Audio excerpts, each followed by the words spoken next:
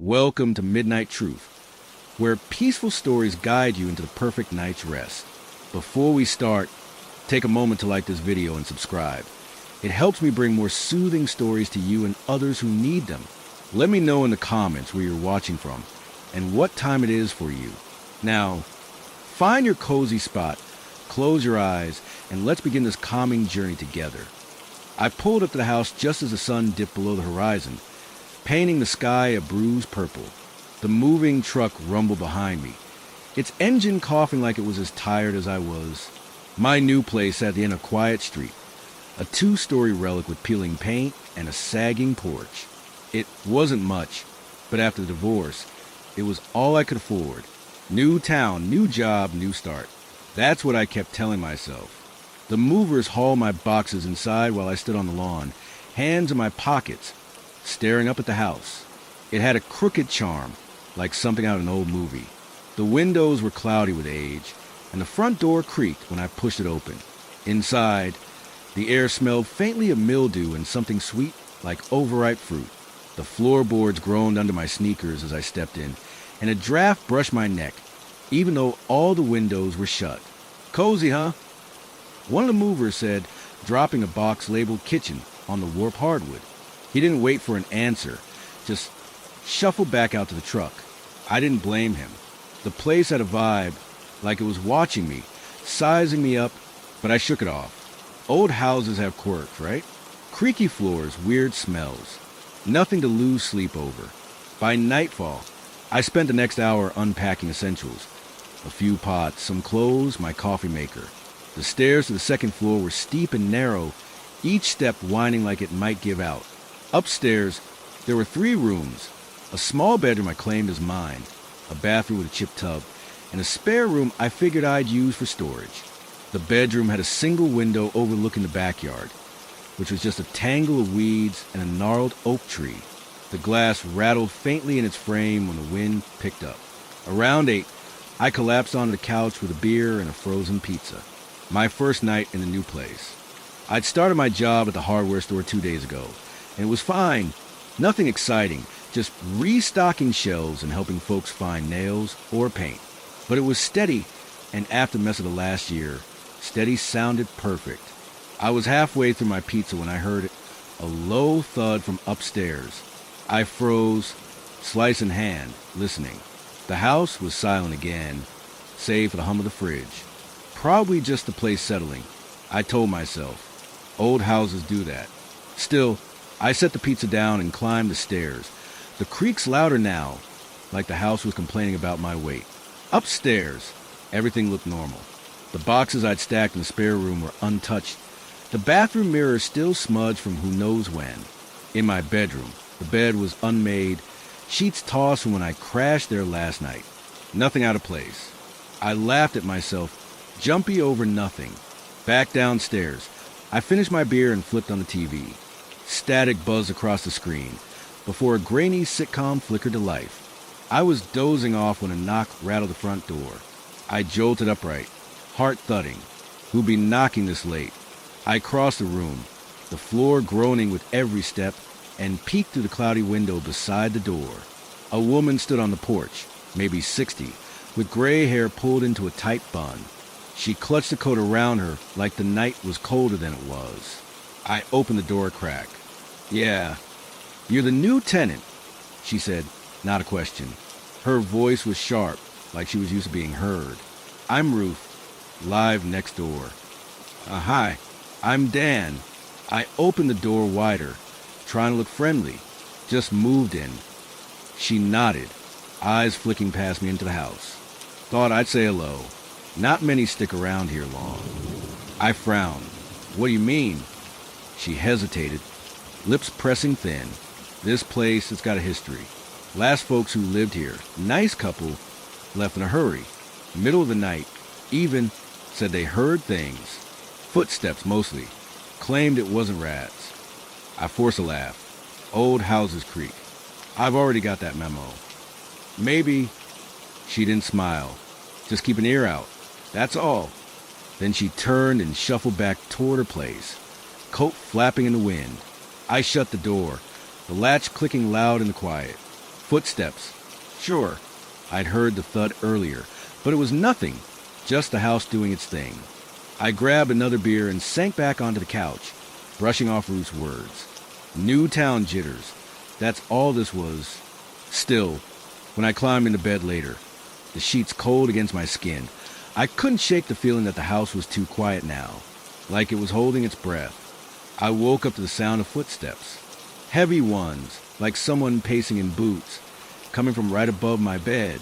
My eyes snapped open, heart slamming against my ribs. The ceiling stared back at me, cracked and yellowed, but the sound was gone as quick as it came. I lay there, holding my breath, waiting for it to start again. Nothing, just a faint whistle of wind sneaking through the window frame.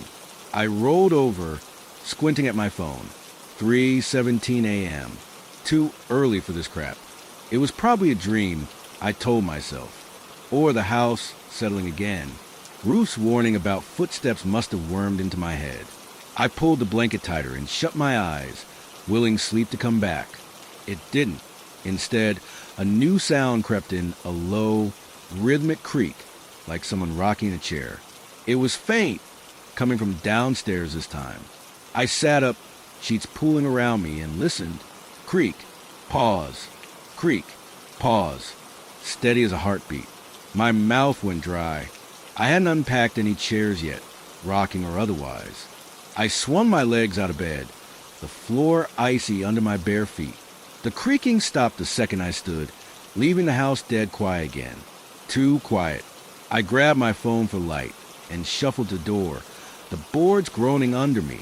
Downstairs, the living room was just as I'd left it. Pizza box on the coffee table, TV dark, boxes piled against the wall. No rocking chair. No nothing. I flicked on the kitchen light, half expecting to see something staring back at me. Just my coffee maker and a sink full of dishes I hadn't touched. The air smelled off, though sharper than the mildew from before, like wet earth after rain. I checked the windows. All closed. Weird, but old houses have drafts, right? That's what I kept telling myself. Back upstairs, I crawled into bed, the cold sheets clinging to my legs. I didn't hear the creaking again, but sleep was a lost cause. Every gust of wind rattling the window made me twitch. By the time my alarm buzzed at 6, I felt like I'd run a marathon. Work dragged. I stocked shelves on autopilot, my head fuzzy from the night. A guy asked me where the hammers were, and I pointed him 3 aisles over without even looking up. My boss, a grizzled guy named Carl, clapped me on the shoulder at lunch. "You good, Dan? Looked like you saw a ghost." I forced a grin. Just not sleeping great. New place and all. "Old houses will do that," he said, tearing into a sandwich. "Mine creaks like a ship in a storm. You'll get used to it." "Yeah," I said, sipping my coffee. "Probably." That night, I decided to tackle more unpacking. I hauled a box of books into the spare room, the one upstairs with no furniture yet. The floorboards in there were worse. Every step sounded like a yelp. I set the box down and wiped sweat off my forehead, catching that earthy smell again. Stronger now, like dirt and something sour. I sniffed the air, frowning. Maybe a pipe was leaking somewhere. I'd have to check the basement later.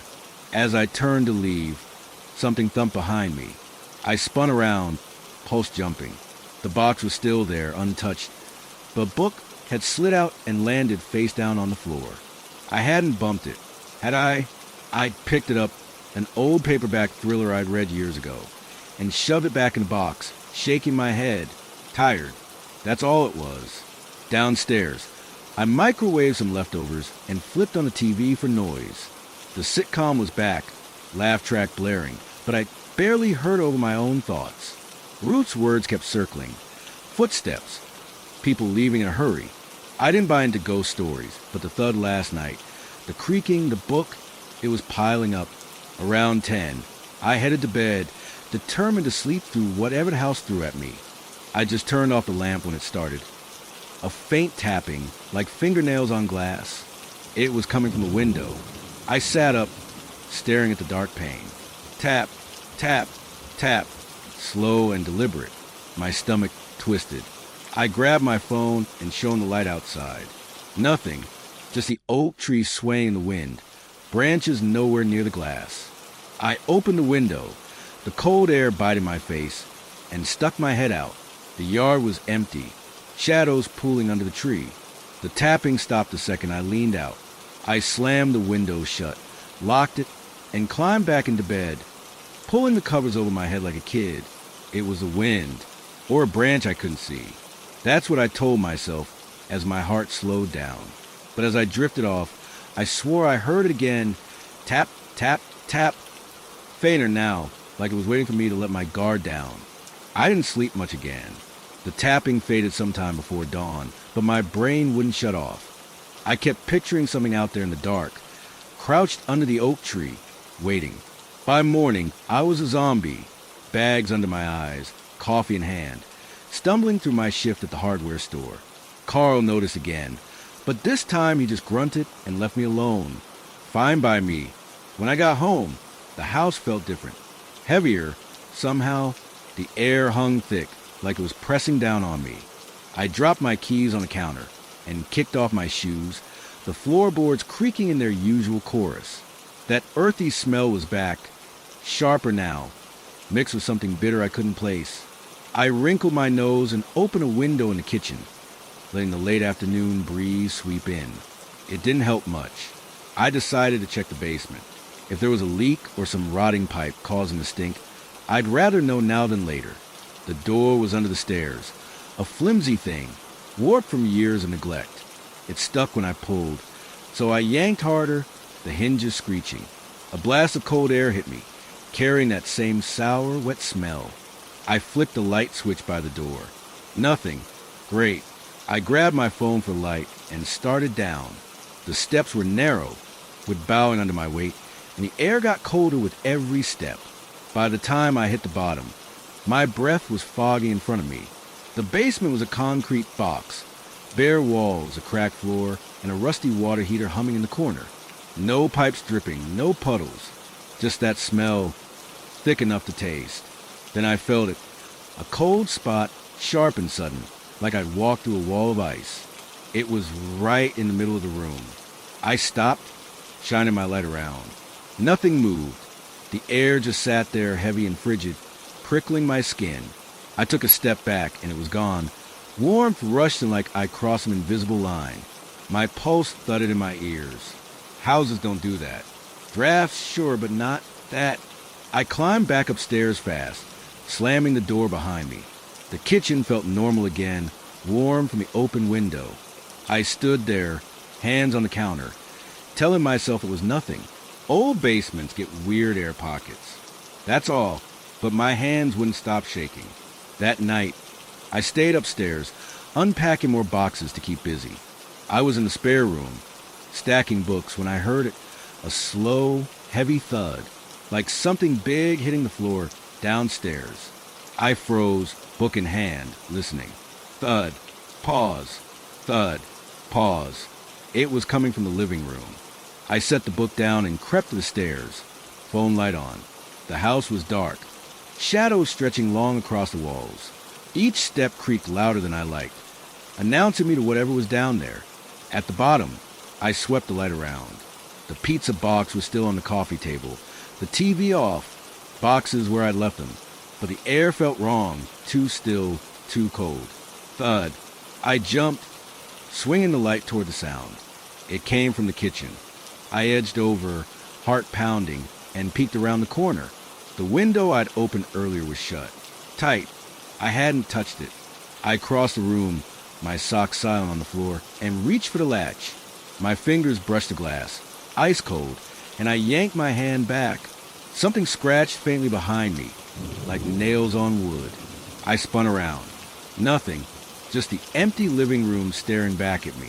I bolted upstairs, locking my bedroom door behind me. It was stupid. Doors don't stop noises, but it made me feel better. I sat on the bed, phone clutched tight, waiting. The house went quiet again, but it wasn't a good quiet. It was the kind that hums in your ears, daring you to move. The next morning, I stopped by Ruth's place. She answered the door in a faded robe, eyeing me like she'd expected me sooner. "You look rough," she said. "Yeah, well, I'm not sleeping great."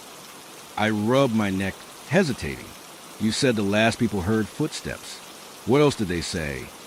She leaned against the doorframe, arms crossed. Said the house didn't like them. Cold spots, noises at night. The husband swore he saw something move in the basement once. Something dark, quick. They didn't stick around to figure it out. I swallowed, and before them, same kind of stories. Most don't last a year. Used to be a man lived there way back. Owned it when I was a kid. Odd fella. Kept to himself, always muttering about doors and watching. People said he went crazy, died in there. House sat empty a long time after that. I nodded, throat tight. Thanks, Ruth. Be careful, Dan, she called as I walked away. That place has got a memory. Back home, I couldn't shake her words.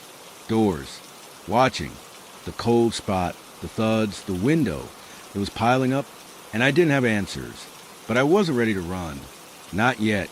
I couldn't let it go. Ruth's story about the old man stuck in my head all day at work.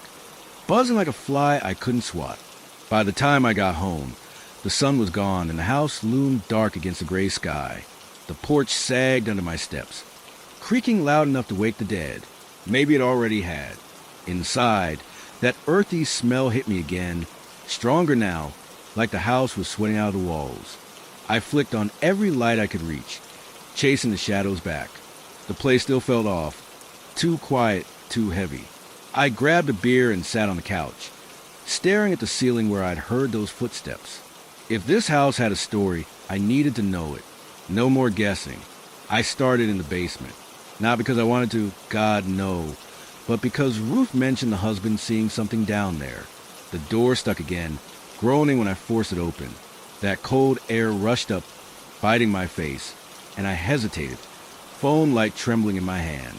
The steps creaked louder this time, like they were warning me off. I ignored them. At the bottom, the concrete was damp under my socks, the air thick with that sour, wet stench. I swept the light around, water heater, cracked walls. Nothing new. The cold spot was still there, though right in the center. I stepped into it, teeth chattering as a chill sank into my bones. My breath fogged, curling in the dim light. I moved fast, checking corners, looking for anything, a mark, a clue. That's when I saw it, on the far wall, behind the water heater, scratched into the concrete. E. Harrow. Just a name, jagged and uneven, like someone carved it with a nail. Below it, fainter, was a date, star 1892 star. My stomach twisted. Ruth said the old man lived here when she was a kid, maybe the 50s or 60s. This was older, way older. I ran my fingers over the letters. The concrete rough and cold. Who was E. Harrow? The original owner? Someone else? I snapped the picture with my phone, the flash bouncing off the damp walls. The air shifted behind me, sudden sharp like something exhaled. I spun around, light slashing through the dark. Nothing, just that humming silence again. I didn't stay long after that. Back upstairs, I locked the basement door and shoved the chair against it, feeling dumb but safer. My beer was warm now, but I drank it anyway. Pacing the kitchen. E. Harrow. I needed more. The spare room was next. If there was anything left from the house's past, it'd be up there, buried in dust. The stairs whined as I climbed, and that tapping started again, faint from the bedroom window. I ignored it, pushing into the spare room. The floorboard screeched under me, and the smell was worse here, dirt and rot, like something dead under the wood. I started with the closet, a narrow thing with a door that wouldn't stay shut. Inside, it was empty except for cobwebs and a few bent nails. But the back wall felt off, hollow when I knocked on it. I pressed harder, and a panel shifted, popping loose with a dry crack. Dust puffed out, stinging my eyes. I coughed, shining my light inside. There was a small leather-bound book wedged between the studs. My hand shook as I pulled it out. The cover was cracked, the pages yellowed and brittle. No title, just a faint symbol etched into the leather. 3 overlapping circles, scratched deep. I flipped it open. The handwriting was spidery, ink faded but legible. The first page read, Journal of Elias Harrow, 1892. My heart stopped. Elias Harrow. E. Harrow. This was his. I skimmed the first entry. Dated March 12, 1892. Asterisk, the door is open now. I heard it last night. The whispering. It knows I'm here. Asterisk. I slammed the book shut, dust swirling around me. Whispering. Doors. Ruth's words echoed back, muttering about doors and watching. My skin crawled. Whatever this guy was into, it wasn't good. I tucked the journal under my arm and backed out of the closet. The tapping at the window, louder now, insistent. Downstairs, I set the book on the coffee table and stared at it. Part of me wanted to burn it, but I couldn't. Not yet. I needed answers about the footsteps, the cold, the thuds, about what Elias Harrow did in this house. That night, I locked my bedroom door again and kept the lights on. Sleep didn't come easy. Around midnight, the tapping stopped, replaced by something worse, a low, raspy sound, like someone breathing on the floor. It rose and fell, steady right beneath my bed. I didn't move, didn't breathe, just listened until it faded at dawn. I wasn't imagining this. Not anymore. I didn't go to work the next day. Called in sick, my voice hoarse from no sleep. Carl grumbled, but let it slide. I didn't care. That journal was burning a hole in my brain, and I couldn't shake the breathing I'd heard under the floor. It wasn't pipes or wind. I knew in my gut. Something was here, and Elias Harrow's words might tell me what. I sat on the couch, the journal open on my lap, a mug of coffee going cold beside me. The house was quiet for once, but it wasn't comforting. It felt like a pause, like it was waiting. I flipped past the first entry, the spidery handwriting clawing at the pages. March 15th, 1892. Asterisk, the whispers grow louder at night. They come from below, where I carved a sigil. I feel it watching me now, always watching. Asterisk. Sigil? Below? My eyes flicked to the basement door, still blocked by the chair. That cold spot, the name scratched into the wall. Was that where he'd done it? I kept reading, my hands clammy. March 20th. Asterisk, I found a book in the library. Old, forbidden. It spoke of doors to the unseen, of bindings and offerings. I begun the rituals. The air hums with it. Asterisk. Rituals. Offerings. My stomach churned. This guy wasn't just crazy. He was messing with something dark. The next entry, March 25th, was shorter. Asterisk, it's here. I saw it last night. A shape in the dark, tall and thin. It whispered my name. I should stop, but I can't. The door must stay open. Asterisk. I dropped the journal, like it was hot, my breath catching. A shape in the dark. Ruth's story about the husband seeing something in the basement slammed back. The cold spot. The breathing. Was that what Harrow let in? I rubbed my face, trying to laugh it off. This was nuts. Old houses creak. People hear things. But the word stuck, heavy as the air around me. The day dragged on, gray light filtering through the cloudy windows. I paced, avoiding the basement door, the journal glaring at me from the table. Around dusk, the house woke up. It started with a creak, slow, deliberate from the stairs. I froze, listening. Creak, creak, like someone climbing, step by step. I grabbed a kitchen knife, feeling stupid but not caring, and edged toward the hallway. The stairs were empty. No shadows, no movement. The creaking stopped when I got close, like it knew I was watching. I checked upstairs, bedroom, bathroom, spare room. All clear. The closet panel was still loose. The space behind it dark and silent. I didn't touch it. Back downstairs, I sat with the knife beside me. The journal open again. April 1st, 1892. Asterisk, the offerings aren't enough. It wants more. The whispers are demands now. Names, promises. I see it in the corners. Always moving. I locked the basement, but it's still here. Asterisk. Locked the basement? I glanced at the door again. If he'd sealed it, whatever was down there had gotten out. My head spun. April 5th. Asterisk, I hear footsteps above me at night. It's not alone anymore. The house breathes with it. Asterisk. That hit too close. The thudding, the breathing. I wasn't imagining it. Harrow had opened something, and it was still here. I flipped to the last entry, April 10th. Asterisk, I can't close it. The sigil binds it to this place. It knows me, knows my fear. If I die, it waits. I hear it now behind the walls. Asterisk. The page ended there, ink smudged like he'd stopped mid-sentence. Nothing else, just blank pages, yellow and brittle.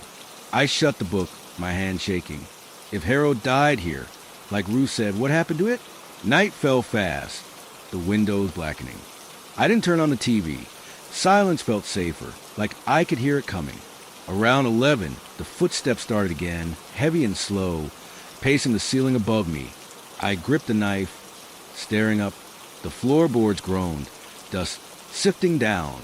It wasn't settling. Something was up there. I climbed the stairs, each step a scream in the quiet. My bedroom door was shut. I'd left it open. I turned the knob, the knife slick in my sweaty hand, and pushed. The room was dark, the air freezing. My phone light caught the bed, sheets flat, untouched. But the window was open, wind howling through, and the tapping was back, sharp, frantic, on the glass. I lunged to shut it, slamming the latch down. The tapping stopped, but the cold didn't. It pulled around me, thick and heavy, like I'd stepped into the basement again. Then I heard it, a low whisper right behind me. Not words, just a hiss, raspy and close. I spun, knife out, light slash in the dark. Nothing, just my empty room, the bed, the boxes, but the whisper lingered in my ears, buzzing like static. I backed out, locking the door, and spent the night on the couch, knife in hand, lights blazing. Morning came, pale and weak. I didn't sleep. The house was quiet again, but I knew it wasn't over. Harrow's journal sat there, daring me to keep going. I couldn't avoid it anymore. The basement was calling me. Harrow's words about the sigil, the cold spot, the breathing. It was all tied to that concrete hole under the house. I spent the morning on the couch, journal open, rereading his entries until my eyes burned. The sigil binds it to this place. If I found it, maybe I'd understand what I was dealing with. Or maybe I'd regret it. By noon, I'd worked up enough nerve. I grabbed a flashlight from work, brighter than my phone, and a hammer from the kitchen drawer. Not much of a weapon, but it felt solid in my hand. The basement door loomed, the chair still wedged against it. I dragged it aside, the scrape loud in the quiet. The knob was cold, frostbite in my fingers. I turned it and pulled. The air hit me like a slap, damp, sour, freezing. The steps creaked as I descended, flashlight beams slicing through the dark. The smell was worse now, thick with rot, like something had died down here and kept rotting. At the bottom, my sock stuck to the damp floor, and my breath puffed white in the beam. The cold spot was waiting, sharp than before, a wall of ice I had to push through. I swung the light to the wall where I'd found Harrow's name. E. Harrow, 1892. The scratches were still there, jagged and deep. I crouched, running my fingers over them, searching. If he carved a sigil, it'd be close, something to mark his door. The concrete was rough, pocked with cracks, but then I felt it. A faint groove curving under the name. I aimed the flashlight lower, and there was 3 overlapping circles, just like the symbol on the journal's cover. It was bigger than I'd expected, maybe a foot across, etched deep into the floor. The lines were uneven, like he'd hacked at it in a frenzy, and the concrete inside the circles was stained dark, almost black. I touched it, and my fingers came away wet, cold, sticky, smelling of copper. Blood? No, couldn't be, not after all this time. I wiped my hand on my jeans, heart thudding. This was it. The sigil Harrow wrote about, the thing binding it. Here. I stood, stepping back, and the air shifted, sudden, heavy, like something sucked in a breath. The flashlight flickered, dimming for a second before steadying. I swung the beam around, hammer raised. The basement was empty, water heater humming, walls silent. But the cold spot spread, creeping up my legs. Then I heard it, a low rasp like the whisper from last night, but louder, closer. It came from the sigil, rising from the floor, hissing my name. Dan. I stumbled back, the hammer slipping in my sweaty grip. The voice wasn't human. Too deep, too hollow, like it was scraped from something dead. The flashlight flickered again, and in that split-second dark, I saw it, a shadow, tall and thin, hunched over the sigil. When the light snapped back, it was gone. I didn't wait. I bolted up the stairs, slamming the door so hard the frame rattled. My chest heaved, the hammer still clenched tight. The kitchen was warm, normal, but my hands wouldn't stop shaking. That thing said my name. It knew me. I didn't touch the journal again that day. Couldn't. I stayed upstairs, pacing the spare room, the floorboards groaning under me. The tapping at the window started early, sharp, relentless, like it was mad I'd gone down there. I ignored it, focusing on the sigil, the shadow. Harrow's door wasn't just open, it was awake. Night came, and the house turned on me. The footsteps were back, heavier, stomping across the ceiling while I sat on the couch. Dust drifted down, tickling my nose. I gripped the hammer, staring up, waiting for the floor to crack. Then the breathing started, raspy, wet on the living room floor now, right where I sat. I jumped up, backing toward the stairs, and it followed, sliding beneath me, louder, hungrier. I locked myself in my bedroom, shoving the dresser against the door. The breathing faded, but the tapping turned to banging. Fists on the window, rattling the glass. I didn't look, didn't dare. Around midnight, it stopped, and a new sound took over. A slow, dragging scrape, like something heavy being pulled across the floor downstairs. I didn't sleep, couldn't. The house was alive, and it wasn't hiding anymore. Harrow's sigil had marked this place, and whatever he'd called up was still here, pacing, whispering, waiting. I couldn't take it anymore. The house wasn't just creaking or settling. It was hunting me. That dragging sound from last night stuck with me, replaying in my head all morning.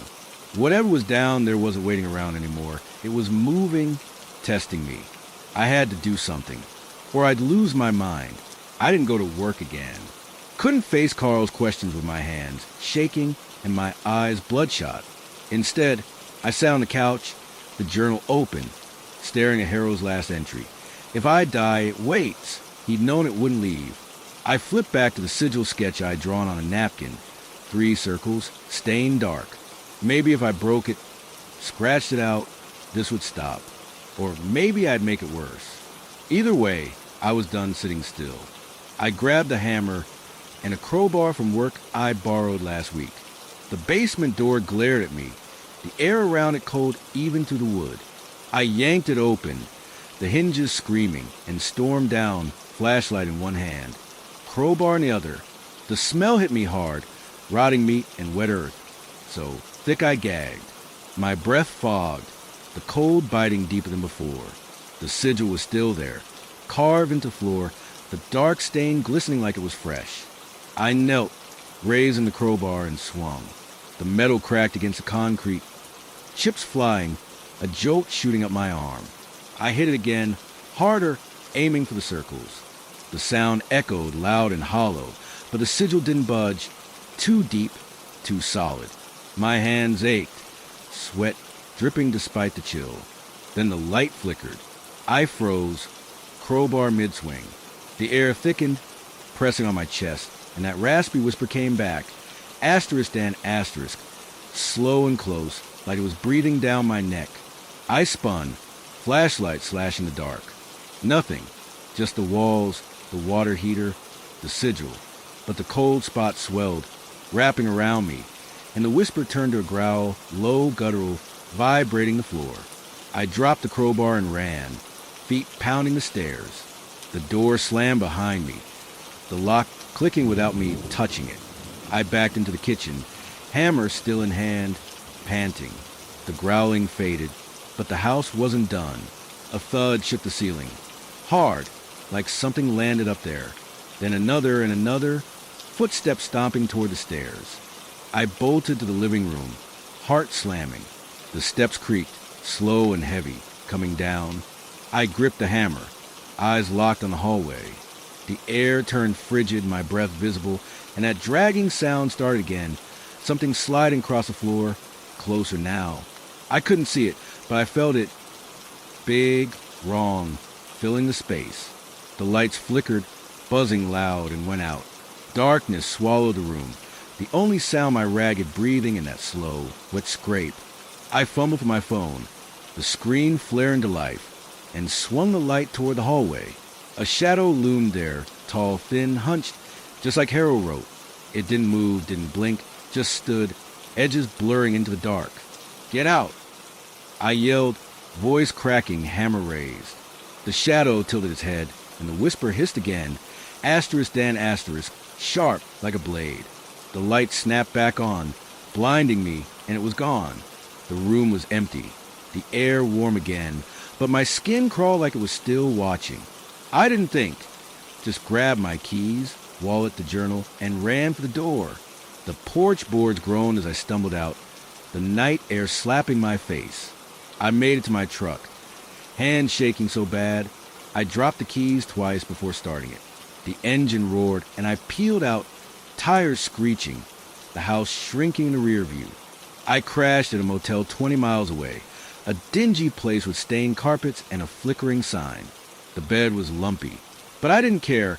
I locked the door, shoved a chair under the knob, and sat there, hammer on the nightstand, journal in my lap.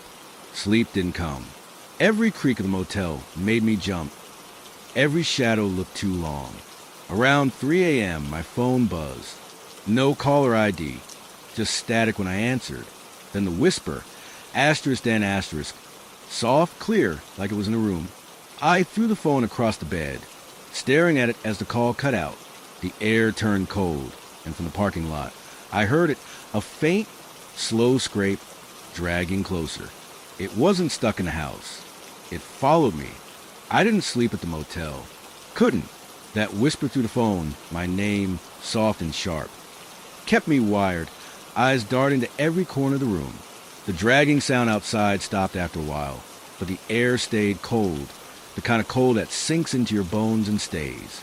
I sat on the bed, hammer in one hand, journal in the other, waiting for dawn like it had saved me.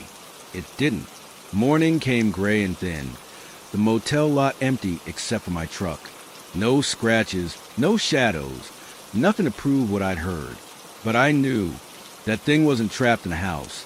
It was loose, tethered to me now, like I'd kicked a hornet's nest by messing with the sigil. I couldn't go back, but I couldn't keep running blind either. I needed help. Ruth was the only one who might know something. She lived next to that house forever, heard the stories. I drove back to town, hands white on the wheel, the journal bouncing on the passenger seat. The house slid into view as I turned onto the street, dark, quiet, like it was pretending to be normal. I didn't stop, just parked in front of Ruth's place and banged on her door. She opened it slow, peering out in that same faded robe.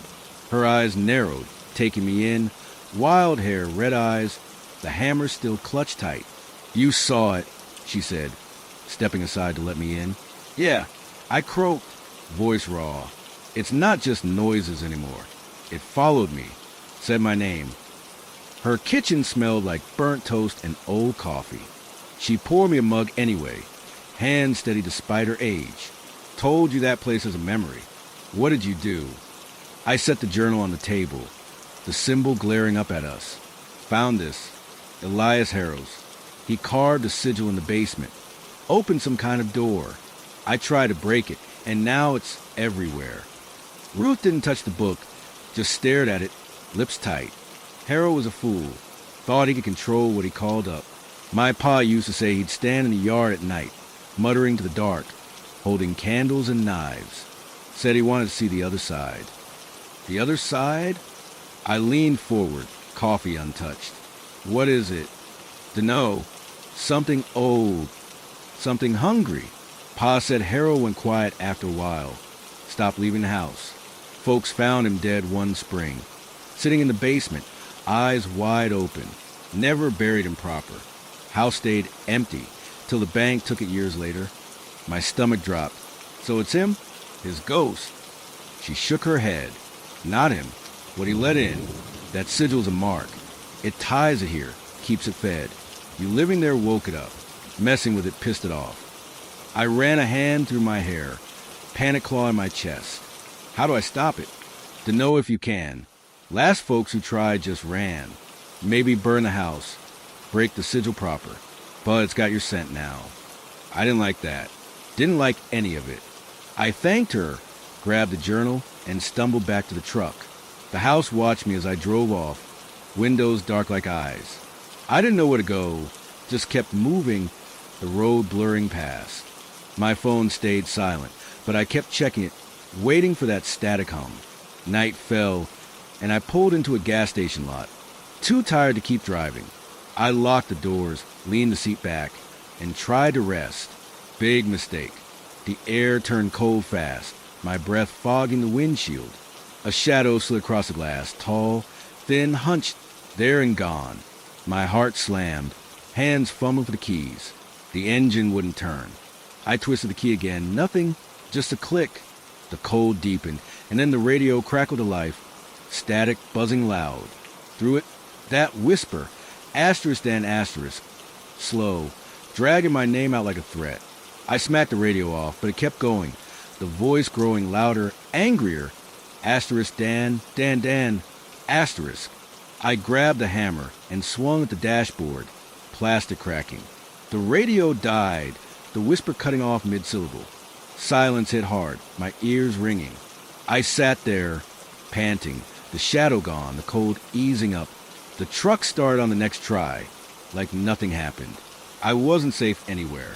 Not here, not the motel, not with that thing's voice in my head. Ruth was right, it had my scent, and it wasn't letting go. I was done running. That thing whispered my name through the radio, shadowing me everywhere. It wasn't going to stop. Ruth's words stuck with me. Burn the house, break the sigil. Maybe that'd kill it, or maybe I'd just piss it off more.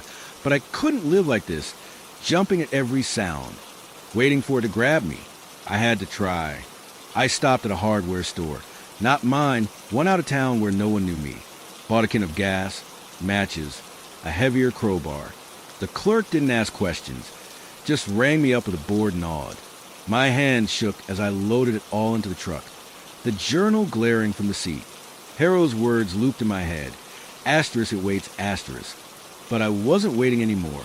It was late afternoon when I pulled up to the house. The sky was heavy, clouds choking out the sun, making the place look darker, meaner. The windows stared down, blank and black, and the air felt thick, like it was daring me to step inside. I grabbed the gas and crowbar, leaving the hammer behind, too small for what I had in mind. The porch creaked under me, louder than ever, like a warning. Inside, the smell hit hard, rotten earth, worse than before, like the house was rotting from inside. The lights flickered when I flipped the switch, buzzing like angry bees. I didn't waste time, headed straight for the basement door, gas sloshing in the can. It stuck again, but I rammed it open with my shoulder, the wood splintering. Cold air rushed up, sour and sharp, clawing at my face. The stairs groaned as I descended, each step a fight. The flashlight beam bounced off the damp walls, landing on the sigil. 3 circles, dark and wet, pulsing like it knew I was back. I set the gas down and gripped the crowbar with both hands, aiming for the center.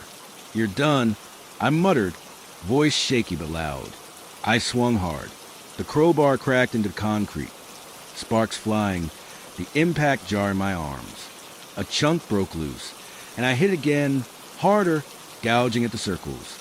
The air turned icy, my breath fogging fast, and that growl started, low, rumbling from the sigil, shaking the floor. I didn't stop, kept swinging, chips flying, sweat stinging my eyes. The growl turned to a scream, high jagged, like metal tearing. The flashlight died, plunging me into black, and something shoved me, hard, invisible, sending me sprawling. The crowbar clattered away, and I scrambled for the gas can, fingers fumbling in the dark. The scream cut off, replaced by footsteps. Heavy, fast, circling me. I found the can, ripped the cap off, and splashed gas over the sigil, the fumes burning my nose. The footsteps stopped, and the air went still, too still. I struck a match, the tiny flame flaring bright, and tossed it. Fire whooshed up, orange and hungry, licking the sigil. The concrete hissed, smoke curling thick, and for a second I thought it worked. Then the shadow came, tall, thin, hunched, stepping through the flames like they were nothing. Its edges blurred, but I saw Penelope's system saw it clearly now. Black eyes, no face, just a void staring back. The firelight danced across it, and that whisper hiss. Asterisk Dan asterisk, sharp, furious. I stumbled back, hitting the wall, the heat scorching my skin. It moved closer, slow, dragging something heavy, wet, glistening like a piece of the basement floor torn loose. I bolted, legs pumping, up the stairs, the house shaking as the fire spread. Smoke choked me, stinging my lungs, but I made it to the front door, bursting out into the night. The yard was dark, the oak trees swaying wild, and behind me, the house roared, flames licking the windows. I ran to the truck, coughing, keys slippery in my sweaty hand. The engine growled to life, and I floored it, tires spitting gravel. In the rear view, the house burned, a glowing beast against the sky. But then I heard it, a faint scrape, dragging closer, and that whisper, asterisk Dan asterisk, soft, right beside me in the cab. I didn't stop driving. The truck's engine roared as I tore down the road, the house shrinking to a red smear in the rear view. Smoke clung to my clothes, my throat raw from coughing. But that whisper, asterisk Dan asterisk, right in the cab with me, kept my foot slammed on the gas. The dashboard clock glowed 9:47 p.m. The numbers blurry through my stinging eyes. I didn't know where I was going, just away. The dragging sound followed, faint but steady, like something trailed the truck, scraping the pavement. I cranked the radio to drown it, static blasting loud, but it cut out fast, replaced by that voice again, asterisk Dan asterisk, slow, dragging my name through the speakers. I smacked the power button, heart pounding, and the silence hit harder than the noise. My hand shook on the wheel, the road ahead dark and endless. I pulled into a rest stop an hour later, too wired to keep going but too scared to stop. The lot was empty, just a flickering streetlight and a busted vending machine. I killed the engine, the quiet swallowing me, and sat there, gripping the journal like it could explain this. The fire should have worked, burned the sigil, the house, all of it. But that whisper, that scrape, it wasn't gone. My phone buzzed, screen lighting up the cab. No caller ID. I stared at it, breath shallow, then answered, holding it like a bomb. Static hiss, then asterisk Dan asterisk, soft, close, like it was pressed to my ear. I threw the phone out the window, glass crunching under the tires as I peeled out, the sound chasing me down the highway. I ended up back at the motel, the same dingy one from before. The clerk didn't blink at my soot-streaked face, just slid me a key. Room 12 bed, chair, a lamp that buzzed like a dying fly. I locked the door, shoved a chair under the knob, and sank on the mattress, crowbar beside me. The journal stayed in the truck. I couldn't look at Harrow's words again, not now. Sleep wasn't an option, but my body gave out anyway, eyes drooping despite the panic. I jolted awake some time later, the room dark, the lamp off. The air was cold, too cold, my breath foggy in faint puffs. I reached the crowbar, fingers brushing the metal when I heard it, a slow, wet scrape, dragging across the floor toward the bed. I bolted upright, slamming the lamp switch. Light flooded the room. Empty, just the peeling wallpaper and stained carpet. The sound stopped, but the cold didn't. It pooled under the bed, prickling my legs to the sheets. I swung the crowbar at the air, wild, yelling, "Leave me alone!" My voice cracked, echoing off the walls. Nothing answered. The cold faded, the lamp steadying, but my pulse wouldn't slow. I checked the clock. 3:03 a.m. The witching hour, my ex used to call it, laughing. I wasn't laughing now. I sat there, back to the wall, crowbar in my lap, waiting for dawn. Morning came slow, gray light creeping through the blinds. I stepped outside, the air sharp with frost. The truck sat where I'd left it, journal on the seat, but something was off. Scratches on the hood, long and jagged, like nails dragged deep. I touched them, metal cold under my fingers, and heard it, a faint whisper, "Dan," carried on the wind. I drove back toward town, needing to know if the house was gone. The street was quiet, smoke still curling from the charred skeleton of the place.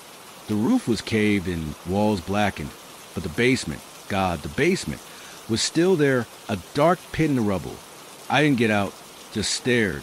The sigil shape burned into my brain. It wasn't over. The fire took the house, but not the mark. And that thing, it wasn't done with me. I couldn't leave it like this. The house was gone, a smoldering wreck, but the basement gate open, mocking me. That sigil, Harrow's mark, was still down there, and so was it. The whispers, the scratches, the cold, they weren't stopping. I'd burned everything I had, and it still had my name. I had to end it, even if it ended me. I parked the truck at the edge of the lot, the air thick with ash and damp rot. Dawn was breaking, pale and weak, barely cutting through the smoke. The crowbar felt heavy in my hand, the gas can half empty, but enough for one last try. I grabbed the journal too. Harrow's words might have started this, but maybe they'd finish it. My boots crunched on charred wood as I stepped into the ruins. The basement stairs jutting out like broken teeth. The smell hit me first, burnt meat and wet earth, stronger than ever, twisting my stomach. I clicked the flashlight on, beams shaking as I descended. The steps were slick, ash crumbling under me, and the cold rushed up, sharp and alive. At the bottom, the sigil glowed faintly in the dark, untouched by the fire. 3 circles, black and wet, pulsing like a heartbeat. I set the gas down, crowbar raised, and froze. The air shifted, heavy pressing, and that dragging sound started, slow and deliberate, circling the basement. My flashlight flickered, the beam catching something, a shadow, tall and thin, hunched low, sliding through the smoke. Its edges blurred, but those black eyes locked on me, endless pits that sucked the light away. Dan, it whispered, voice rasping from everywhere, walls, floor, my skull. The crowbar slipped in my sweaty grip, but I swung anyway, the metal slicing air. It moved, fast, a flicker, and the cold slammed into me, knocking me back. My shoulder hit the wall, pain flaring, but I stayed up, gasping. The dragging sped up, wet and heavy, and I saw it. Something glistening, trailing behind the shadow, like a torn chunk of the sigil itself, dripping black. It lunged, and I dodged, stumbling over the gas can. The cap popped loose, fumes stinging my nose as it spilled. I swung again, the crowbar clipping something solid, soft, wrong, like hitting mud. The thing screeched, high and jagged, shaking the ruins above. I grabbed the gas, splashing over the sigil, the shadow hissing as the liquid hit. Stay back. I yelled, voice raw, striking a match. The flame flared, and I tossed it. Fire roared up, bright and hot, swallowing the circles. The shadow screamed again, louder, thrashing the blaze, its shape twisting, stretching. The cold tightened, a hand around my throat, and it was on me, close, real, those black eyes inches from mine. I felt it, weight, wet and heavy, pressing me down. My chest burned, air gone, the crowbar useless in my numb hand. The fire crackled, smoke choking me, but the thing didn't let go, whispering, asterisk Dan, Dan, Dan asterisk, over and over, a chant in my ears. I kicked, clawed, found a journal in my pocket, and threw it into the flames. The pages caught fast, curling black, and the shadow flinched hard like I'd hit it. The sigil hissed, cracking under the fire, and the weight lifted, the cold snapping back. I sucked in air, coughing, crawling away as the thing shrieked, its shape fraying in the heat. The basement shook, rubble falling, and I ran, up the stairs, through the ash, collapsing the yard as a fire roared behind me. The screams faded, the cold easing, but my ears rang with that voice, my name echoing in the smoke. I made it out. The basement collapsed as I hit the yard, a rumble of ash and fire swallowing the sigil, the shadow, everything. I lay there, chest heaving, coating my tongue, watching the smoke twist into the dawn sky. The cold was gone, the whispering silent, but my hands wouldn't stop shaking. The crowbar lay beside me, smeared with something black, and what I didn't want to think about. The fire died slow, embers glowing in the rubble. I climbed into the truck, legs weak, and drove off the house, or what was left of it, fading in the rear view.